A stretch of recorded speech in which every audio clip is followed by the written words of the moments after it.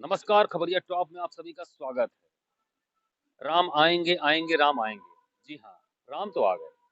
500 साल के बाद या कहिए 5 सदी के बाद राम जो है अवधपुरी अयोध्या नरेश अयोध्यापति अपने अवध क्षेत्र में एक भव्य इमारत में भव्य मंदिर में जो है वहां पर रामलला के रूप में विराजमान हो गए। एक तरीके से कह लीजिए आप तुलसीदास माने जाने वाले रामानंद सागर ने जब टेलीविजन स्क्रीन पर दर्शकों को के लिए जो रामायण की प्रस्तुति की तो उस समय अरुण गोविल ने राम के किरदार को तरीके से जीवंत करने का काम किया। उसके बाद काफी समय तक वह टेलीविजन और स्क्रीन से दूर रहे, लेकिन अचानक जब एक माहौल बना, कुछ ऐसा परिदृश्य बना जो सनातन भारतीय संस्कृति का, धर्म का, तो वह एक जो है ओरेटर की भूमिका में, एक इनोवेटर की भूमिका में, एक दार्शनिक की भूमिका में वह तमाम ऐसे सोशल मीडिया प्लेटफॉर्मों पर नजर आने लगे। हाल फिलहाल उन्होंने भाजपा का दामन थामा और मेरठ से अपनी चुनावी दावेदारी पहली जो है उन्होंने ठोकनी शुरू कर दी।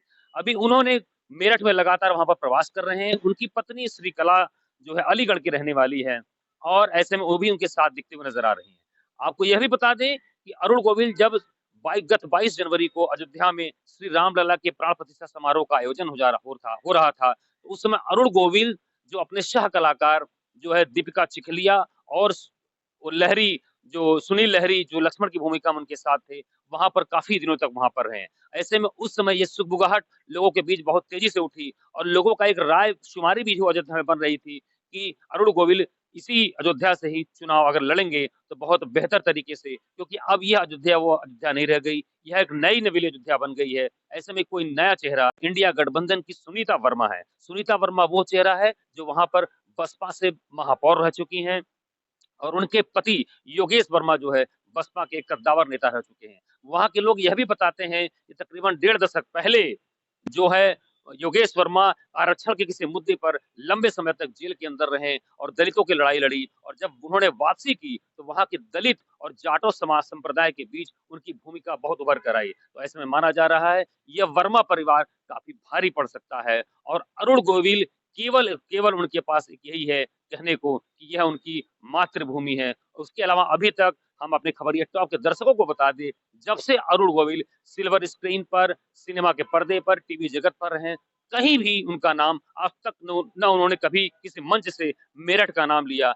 अब क्योंकि राजनीतिक परिदृश्य बदल चुका है, राजनीति में वह बन चुके हैं, अभिनेता से नेता बनने की ओर चल पड़े हैं, तो ऐसे में वह भी अपना रंग बदलते हुए नजर आ रहे हैं। तो कहना गलत ना होगा, एक तरीके से कलयुग के राम, क्रांति की धरती मेरठ और अयोध्या, धर्म सनातन की धरती अयोध्या के बीच फंसते हुए नजर आ रहे हैं। इस कुचक्र से कौन उनको बाहर निकालेगा? हालांकि अगर टीवी स्क्रीन पर देखे, जिस समय नागपाश हुआ था राम और लक्ष्मण को, तो उस समय गरुड़ देव ने उनको जो है उस नागपाश से मुक्ति दिलाई थी। लेकिन इस राजनीतिक नागपाश से, इस कलयुग के जो राम है अरुण गोविल को कौन निकालेगा, कैसे निकालेगा?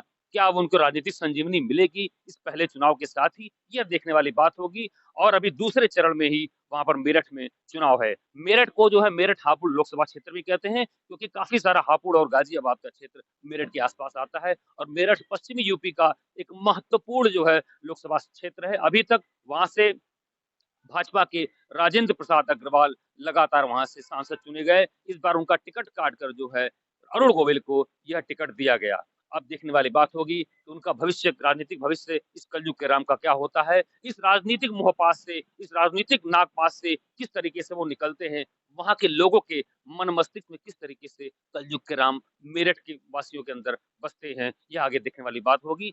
इसी तरीके से खबरें टॉप के साथ बने रहिए। कैमरामैन निशांत के साथ कुमार रवि।